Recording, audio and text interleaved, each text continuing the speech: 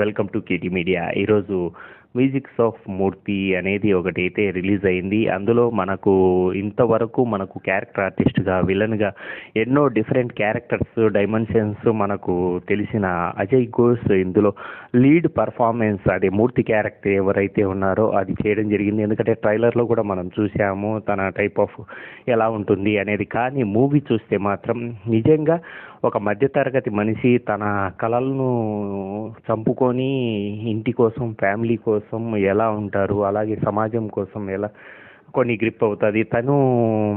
తర్వాత తను వేసుకునే బాట, ఎందుకంటే తను అనుకున్న దానికి రీచ్ కావడానికి ఏ విధంగా కష్టపడ్డాడు అనేది మాత్రం నిజంగా ఇదంతా మన స్టోరీ, మన చుట్టూ జరిగేదే, మనం అనుభవించేదే అన్నట్లు ఉంటుంది.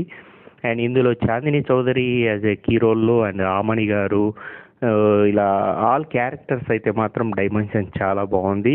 ఇందులో అమిత్ క్యారెక్టర్ కావచ్చు, అలాగే దయానంద్ కావచ్చు, ఇలా all type of characters, all elevation కూడా మంచి.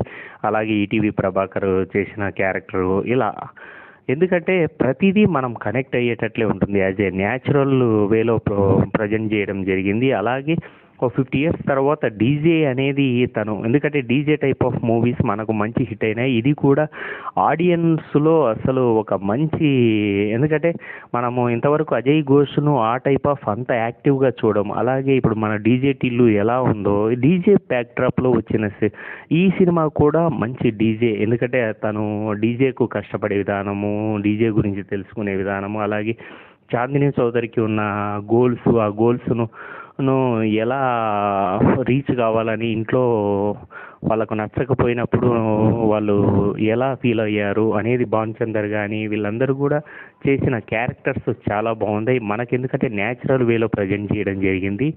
And musics of Murthy and మంచి performance, and also energetic performance, Chandini Chowdary looking కావచ్చు చాలా వరకు, అలాగే ఆమణి గారి ఫ్యామిలీ డ్రామా, ఎందుకంటే ఒక మధ్యతరగతి లేడీగా తను చేసిన ప్రొటెక్ట్ చేసిన విధానం, అలాగే తన కూతుర్లు ఎంత సఫర్ అయ్యేది, అవన్నీ కూడా డైరెక్టర్ శివ ఇందులో గ్రిప్పింగ్గా చేశాడు. అందులో సాంగ్స్ కూడా చాలా పాజిటివ్ వైబ్స్ అయితే ఉన్నాయి. అలాగే ఇందులో కనిపించేదంతా కూడా మనకు ఒక 4 క్యారెక్టర్స్ మధ్యన జరిగే ఈ డ్రామా అయితే మాత్రం మంచి గ్రిప్పింగ్గా ఉంది. అండ్ మంచి ఫీల్ గుడ్ మూవీ అండ్ మంచి entertainment. Please watch in theatres and thank you.